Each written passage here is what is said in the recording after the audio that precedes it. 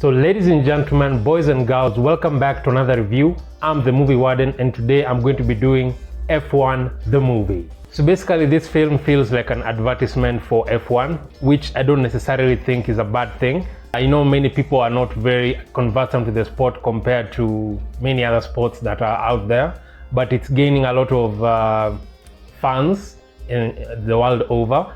And for me particularly, I'd say I'm not the biggest fan. The movie does a great job of introducing new audience members to this sport, and yes, there's a lot of exposition as far as what goes on in the sport so that at least you don't feel left out, but it didn't really take away from the nice feeling of watching this movie, because this movie is quite engaging in as much as the sound is concerned, in as much as the visuals are concerned, in as much as the cinematography is concerned. Everything came together and I was very impressed. So I believe the director of this film is called Kosinski, or John Kosinski if I'm not wrong, and he did Top Gun.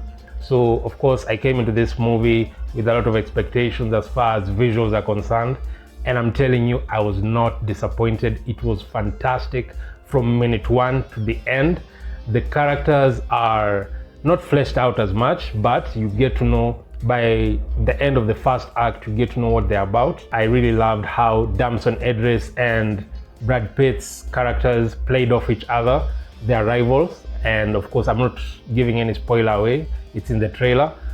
They do a really good job of bringing this film to life, because you know F1 is not a very popular sport, as I've mentioned in the beginning of this video, but these characters are very interesting and they lure you into what this film is trying to do, which is to tell a story, a very compelling story about a has-been racer who is trying to mentor a new rookie racer in this new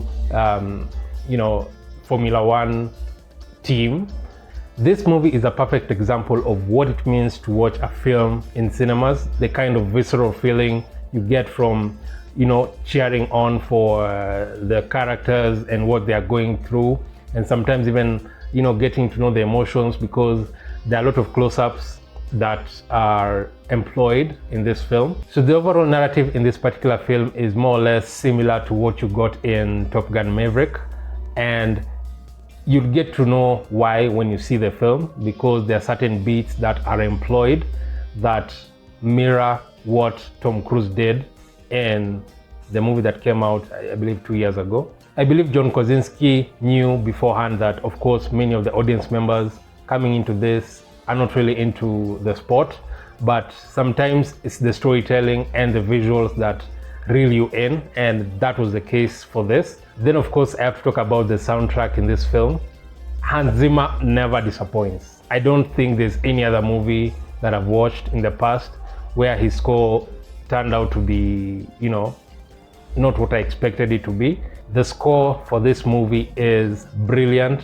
The timing of when the score is done, in particular scenes of the film, felt very appropriate.